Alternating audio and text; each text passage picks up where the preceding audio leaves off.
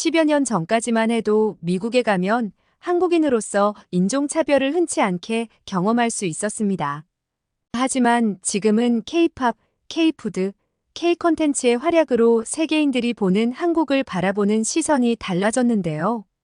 지금은 한국에서 왔다고 하면 여러 외국인들이 관심을 보이며 K-콘텐츠에 대한 동질감을 느끼려고 먼저 질문을 하거나 다가오는 경우가 많아졌다고 합니다. 예전에는 일본이 동아시아 문화를 선도하고 선망하는 대상의 나라였다면 지금은 한국을 찾아오기 위해 발버둥치는 외국인들이 많아지고 있는 현실이죠. 여기 한국을 아주 무시하고 얕잡아 보던 일본 여성이 있는데요. 지금은 모국어인 일본어보다 한국어를 더 많이 쓰며 생활하고 있다고 하는데 어떤 사연인지 그녀의 이야기를 들어보겠습니다. 안녕하세요. 저는 일본의 명문대학인 와세다 대학교 영문학과를 나온 니카라고 합니다. 영문학과를 나왔지만 지금은 아이러니하게 일본 학생들에게 한국어를 가르치는 교수로 일하고 있죠. 영문학과를 나와 한국어를 가르치는 것을 이상하게 생각하실 텐데요. 한국과의 인연은 약 24년 전으로 거슬러 올라가 이야기를 시작해야 할 것 같네요. 저는 일본에서 교육열과 재력이 대단하신 부모님 밑에서 자라왔어요. 저희 어머니는 어느 날 TV 광고에 소개된 전국연합실력평가에 관심을 보이며 제가 9살 무렵쯤 가벼운 마음으로 시험을 한번 치러보라는 어머니의 권유를 받았는데 기대하지 않게 시험에서 좋은 성적을 거두면서 제 인생은 180도 달라지게 되었죠.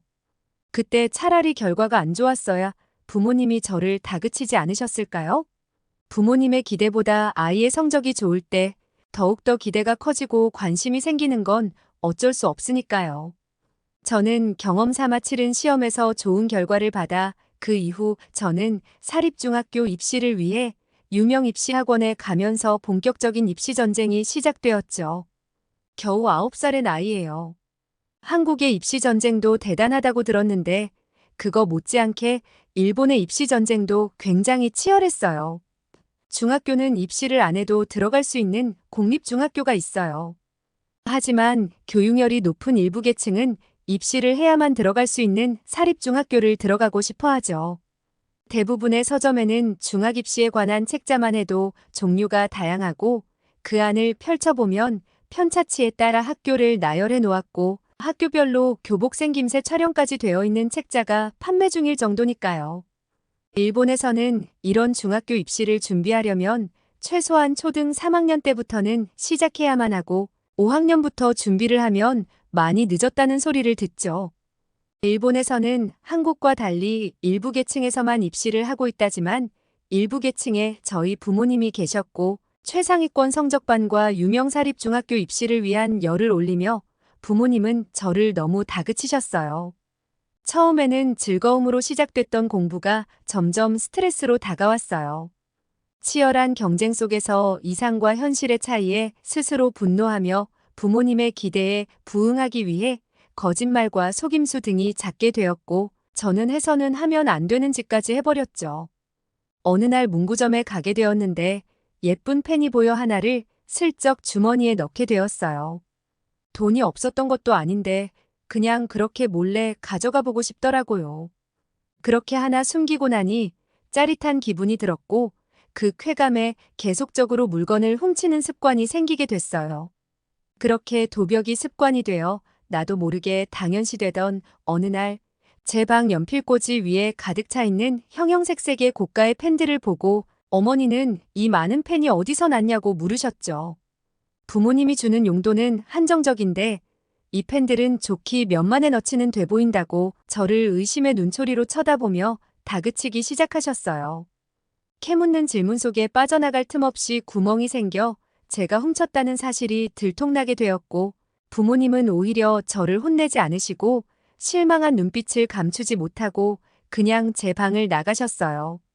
저는 차라리 혼나기를 바랬는데 침묵만 하고 화를 내지 않는 부모님을 보니 더 불안해지고 무서워졌죠. 부모님은 이틀 동안 저에게 아무 말씀 안 하시다가 드디어 얼음장 같았던 침묵을 깨고 미국으로 유학을 가라는 통보를 하셨어요. 지금 제 성적이면 어차피 좋은 중학교에 가지 못할 게 뻔하고 차라리 영어라도 유창하게 배워오라고 미국으로의 유학을 제안하셨죠. 그때 제 나이는 고작 13살이었고 엄마 아빠와 떨어져 살아야 한다는 두려움도 컸고 중학교 입시를 향해 달려온 지난 초등학교에서의 시간들이 아깝기도 했어요. 그래서 저는 이번 입시 시험을 치르고 원하는 중학교에 가지 못한다면 유학을 가겠다고 하였죠. 드디어 중학교 합격 발표 날이 되었고 저는 막판에 멘탈이 흔들리면서 성적이 떨어져 원하는 중학교에 들어가지 못했어요. 그런데 원하는 중학교에 가지 못하니 친구들에게 창피한 마음도 있고 그냥 저를 아무도 모르는 곳으로 바로 떠나버리고 싶더라고요. 그래서 부모님께 유학 준비를 서둘러 달라고 말씀드리고 그렇게 저는 미국 퀸즈에 어머니 친구가 운영하시는 홈스테이에 머무르며 유학 생활을 시작하게 되었어요. 미국의 중학교 1학년 첫 학기가 시작하기 전에 미리 가서 영어를 배우려고 어학원을 다니며 적응 기간을 가졌고 드디어 9월에 중학교를 입학해 첫 학기가 시작되었어요. 제가 입학한 학교는 사립중학교라 학비가 굉장히 비싸 동아시아 국가의 학생들은 거의 없었는데 유독 눈에 띈 남학생이 있었죠. 그 남학생의 이름은 재민이었고 같은 동양인이라는 마음에 그에게 관심이 유독 갔었어요. 그러던 어느 날 전교에서 동양인은 그와 저 단둘뿐이라 다른 학생들 눈에도 잘 띄었고 인종차별을 하는 못된 친구들이 같은 동양인끼리 사귀라는 식의 야유를 보내더라고요. 저는 너무 기분이 나빴지만 영어로 유창하게 대적할 수도 없어 얼굴이 시뻘개진 채 그들을 노려보며 서 있을 수밖에 없었죠. 그런데 그때 재민이가 그들에게 유창한 영어로 그건 인종차별이라고 세게 못 박아 말하자 그놈들이 재민의 가슴을 밀치며 몸싸움을 걸기 시작하는 거였어요. 그 무리들은 여러 명이었고 재민은 혼자라서 점점 뒤로 밀려 벽에 부딪힐 것처럼 보여 저러다 심하게 맞을까봐 걱정도 되고 그 장면이 무서워 심장이 요동치기 시작했죠. 그 순간 재민이 너네가 먼저 때린 걸 인정하냐는 질문을 던지니 그 무리의 우두머리 격인 애가 말하기를 먼저 시작한 건 맞는데 동양인 따위가 어쩔 거냐며 비웃는 순간 재민이 주먹으로 그 무리의 리더 격인 학생의 얼굴을 주먹으로 가격했어요. 그 학생은 한 대 맞고 쓰러져 일어나지를 못하더라고요. 저는 무서우면서도 정말 통쾌해 재민을 마음속으로 응원하고 있었어요. 그때 양아치 무리 속 학생이 재민을 치려는데 순발력이 어찌나 좋은지 재민은 바로 피하고 그놈도 가격해 쓰러뜨리더라고요. 그때 저는 재민의 모습에 반해버렸나 봐요. 그 이후부터 괜히 재민이만 보면 얼굴이 빨개지고 심장이 두근거려 횡설수설 이상한 말만 하게 되고 눈을 제대로 못 마주치겠더라고요.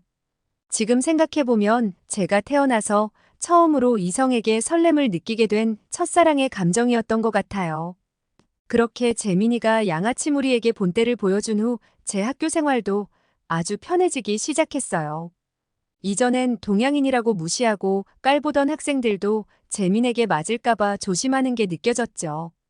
그 사건 이후에 재민에게 고맙다고 감사 인사를 하며 우리는 서로 친해지게 되었고 동양인 특유의 집념과 근성머리로 우리는 성적에서도 전교 1위 등을 앞다투며 선의의 경쟁을 하며 돈독해졌어요. 그렇게 유학 생활에 적응해갈 쯤 갑자기 엄마 친구분이 병고를 당해 홈스테이를 중단하게 되었고 어린 저는 미국에서 스스로 홈스테이를 주변 사람들에게 알아보며 찾아야 했어요. 부모님도 예측을 못한 일이라 일본에서 미국의 홈스테이를 찾아보는 데는 한계에 부딪히셨죠. 그리고 영어도 안 되기 때문에 직접적으로 도움을 주기가 힘드셔서 제가 그냥 주변 사람들에게 알아보겠다고 했어요. 수소문 끝에 어렵게 미국인 부부가 운영하는 홈스테이를 들어가게 되었고 문제는 여기서 생기고 말았답니다. 홈스테이에는 같은 학교에 다니는 동급생의 여학생 레나가 있었는데 레나는 평소에 시기 질투가 심한 아이였어요. 근데 제가 늘 상위권 성적을 거두니 질투가 났는지 어느 날은 제 방에 몰래 들어와 노트를 훔쳐가는 짓까지 하며 저를 아주 못살게 굴었죠. 그러던 어느 날 홈스테이 주인 부부의 값비싼 물건이 없어졌고 레나는 저를 지목하면서 일본에서도 그런 일이 있지 않았냐고 저를 의심하며 다그치기 시작했어요. 저는 레나가 그 일을 어떻게 아나 곰곰이 돌이켜보니 얼마 전 같은 반 학생 제니가 다른 친구의 물건을 훔치는 걸 보면서 잘못을 깨닫게 해주려고 위로의 말을 하면서 제 과거 사례를 얘기했던 게 생각이 났어요. 제니와 레나가 친하다는 사실을 그제서야 깨달은 거죠. 저는 뭔가 잘못됐다 싶었어요. 홈스테이 주인 아주머니는 제가 안 그런 거 안다며 믿어주셨지만 다음날 학교에 등교하니 레나는 이미 제가 자기네 집에서 물건을 훔쳤다고 친구들에게 다 말한 뒤였고 그 이후부터 친구들이 저를 바라보는 눈빛이 달라지고 저를 피하는 듯 보였죠. 저는 그렇게 왕따 아닌 왕따를 당하며 학교를 꾸역꾸역 다니고 있었는데 그 와중에 재민이만이 유일하게 제 곁은 지켜주며 믿어주고 위로해줬어요. 그의 따뜻한 마음에 한껏 의지하고 싶었지만 학교 생활이 너무 괴로워 결국 일본에 있는 부모님께 전화를 걸어 제 사정을 말한 후 다시 일본으로 가겠다고 하였죠. 저는 일본으로 돌아갈 절차를 다 마친 후 곧 일본으로 돌아간다고 재민이에게 말을 하니 재민이는 그제서야 저를 좋아한다고 고백을 하는 것이었죠. 운명의 장난도 아니고 저도 좋아하고 있었는데 저라도 먼저 고백을 할 걸 너무 후회를 하였어요. 저도 재민이에게 제 마음을 고백했지만 이미 일본으로 돌아가기로 마음을 먹은 뒤였고 모든 절차도 끝나 그와는 이메일만을 주고받은 채 헤어지게 되었어요. 그렇게 일본으로 돌아와 재민이와는 이메일을 주고받으며 연락을 꾸준히 하고 있었어요. 재민이도 제가 없는 학교가 허전하고 즐겁지 않다며 다시 한국으로 돌아가면 만나자는 말을 입버릇처럼 하였어요. 일본으로 돌아온 후 저는 재민이와 소통하기 위해 한국말도 배우기 시작했고 한국어는 일본이랑 어순이 같아서 그런지 영어보다 훨씬 빠르게 늘더라고요. 발음이 잘 안 되긴 했지만 재민이와 이메일로 소식을 주고받을 때 한국어를 한마디씩 적을 때면 재민이가 너무 놀라하며 기뻐하는 반응에 신나 더 열심히 한국어를 공부했던 것 같아요. 그렇게 재민이가 가까운 한국으로 다시 돌아올 날만을 기다리고 있는데 역사를 뒤흔든 비극적인 사건이 터지고 말았어요. 2001년 9월의 가을 어느 날 어두운 밤에 엄마가 다급히 저를 깨우셨죠. 그리고 거실에 있는 TV를 켜시면서 제가 살던 뉴욕 쪽에 큰일이 일어난 것 같다고 말씀하셨어요. TV 모든 채널에서 뉴욕 중심부 건물인 쌍둥이 빌딩으로 비행기가 돌진하는 장면과 잠시 후 건물이 완전히 화마에 휩싸이며 가라앉는 장면을 계속해서 송출하고 있었죠. 모두가 기억하는 끔찍한 날, 바로 2001년 가을 뉴욕에 있어서는 안 되는 일이 일어나고 말았어요. 엄마는 가슴을 쓸어내리며 미국에서 돌아오길 잘했다고 말씀하면서 하늘이 도왔다고 앞으로 미국은 혼란이 일어날 수도 있고 외국인들을 대하는 분위기와 상황이 아주 안 좋아질 거라고 하셨어요. 저는 순간 재민이가 생각나 너무 걱정이 되었어요. 사고 이후 재민이는 연락이 없어 혹시 재민이가 잘못된 게 아닌가? 일본에서 발만 동동 구르며 제가 할 수 있는 건 기도와 기다림뿐이라 기도하며 재민이의 이메일만을 기다렸어요. 사고 후 한 달이 지났고 드디어 재민이에게 이메일이 도착했어요. 그에게 들려온 사건 이후 미국 내부의 상황은 상상 그 이상으로 끔찍하고 처참했어요. 그래서 사고 이후 한동안 뉴욕의 도로는 통제되었고 학교도 휴업하였으며 공항은 폐쇄되어 한 달간 비행기가 뜨지 못했다고 하죠. 전투기들이 주택가 위에 수시로 날아다니는 건 일상이 되었고 스포트라이트를 비추는 경찰 헬기가 매일 밤마다 나타나 동네 모든 집들과 위험 지역들을 비췄다고 해요. 거의 몇 개월간 전쟁 분위기로 모두들 두려움에 떨었고 재민이는 한국에 계신 부모님을 더 이상 만나지 못하고 미국 땅에서 전쟁으로 인해 일찍 죽을 수도 있겠다는 생각을 했다고 해요. 사건 이후 뉴욕의 택시는 중동계 인종의 운전사가 대부분이었는데 미국 정부는 사건 발생 직후 중동 세력을 주범으로 규정하였고 경찰들은 중동인들이 탄 차량과 택시들을 철저히 검문했다죠. 중동계 사람들이 차에서 강제 하차당하고 경찰에게 매맞는 일들이 곳곳에서 자주 벌어졌다고 그 당시 상황을 이메일로 전했어요. 그리고 사건으로 인한 건물 붕괴로 발생한 재들은 뉴욕 하늘을 오랜 기간 동안 떠다녔고 맨하탄에 거주하는 사람들의 집에는 잿가루들이 한동안 날아들어왔다고 하더라고요. 그리고 외국인들에게 가장 큰 변화는 미국 시민 및 외국인 감시 시스템이 구축되었다고 했어요. 사건 전에는 미국 입국 시 보통 여권과 비자만 있으면 아무런 문제 없이 통과되었어요.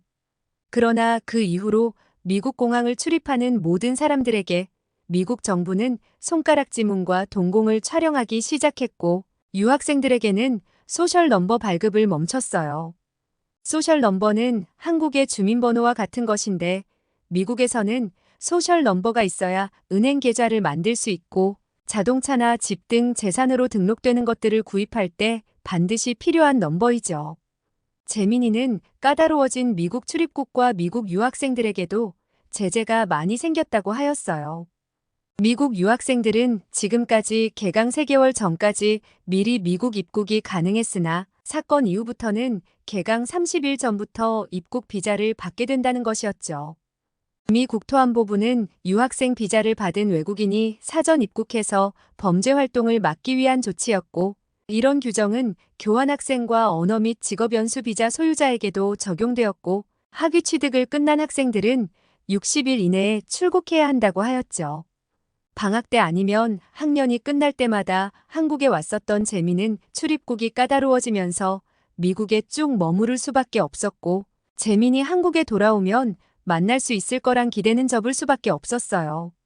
그 당시에는 국제 전화 요금도 비싸 학생 신분으로 통화하기도 힘들 뿐더러 시차가 맞지 않아 전화를 하는 건 정말 힘들었죠. 그래서 재민과 저는 이메일로 서로의 소식을 주고받으며 지냈고, 그렇게 고등학교 2학년이 되었어요.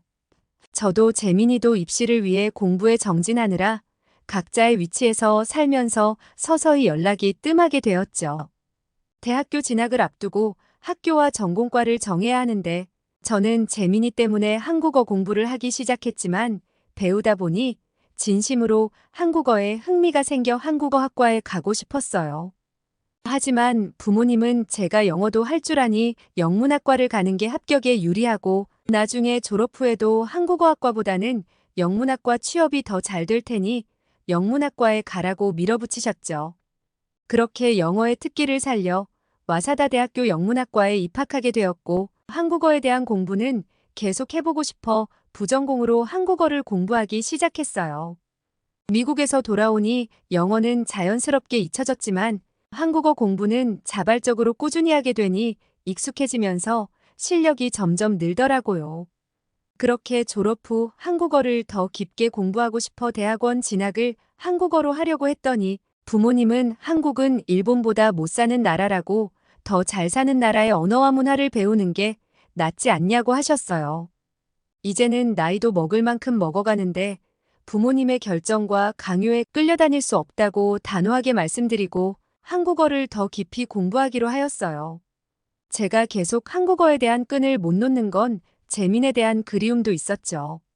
대학교와 대학원을 다니면서도 일본 남자를 만나보았지만 한국 남자 같은 다정함이 없어 만나면 만날수록 재민이가 더 생각나곤 했어요. 그래도 만나지 못하는 사람 그리워해서 뭐 하겠냐고 대학원에 다닐 무렵 부모님이 선자리를 주선하셨고, 결혼을 전제로 만나는 자리라 서로에 대한 조건이 갖춰진 상태여서 양쪽 어른들이 결혼을 하도 서두르셔서 주변의 분위기에 휩쓸려 결혼하게 되었어요.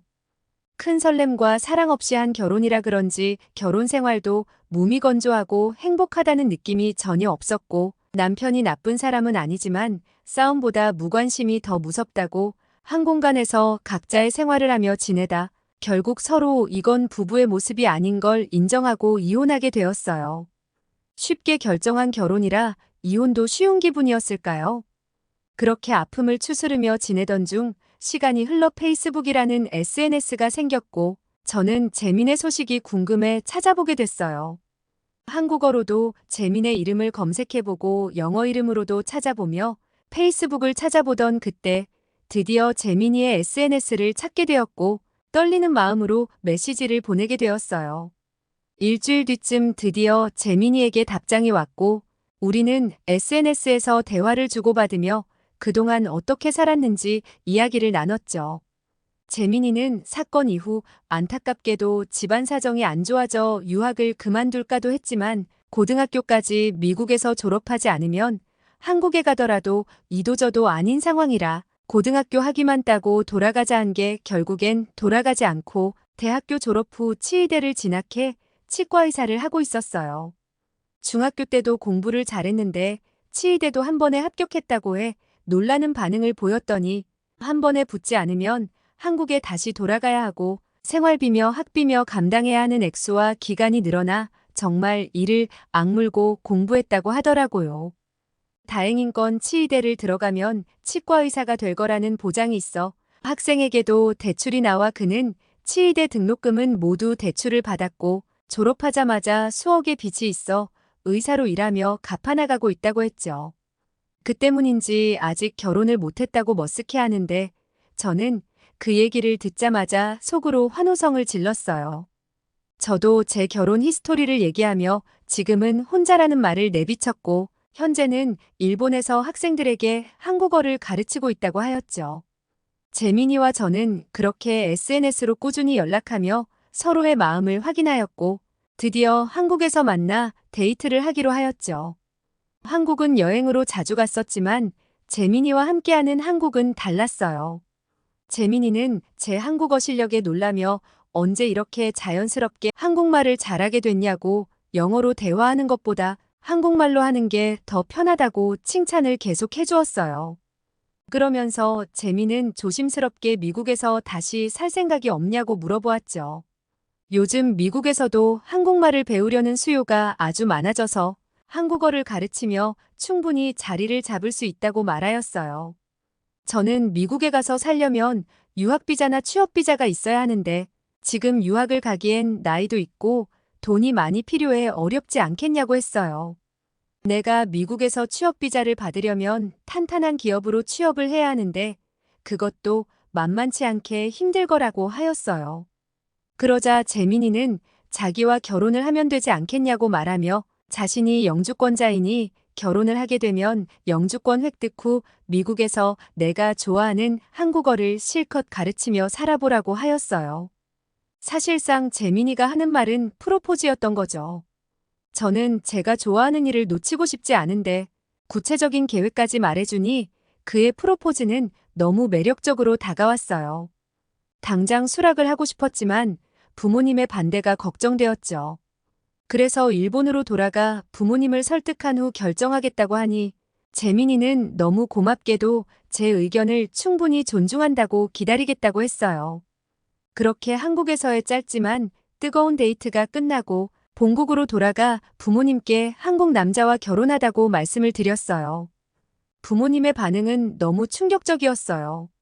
제가 결혼하고 따로 사는 동안 한국은 후진국이고 배울 게 없다라는 식이라 한국 남자는 절대 안 된다고 벌벌 떠실 정도였는데 한국 드라마에 푹 빠지셔서 여러 편의 드라마를 본 후 제가 두 번째로 결혼을 한다면 다정한 한국 남자와 결혼했으면 좋겠다고 하셨어요.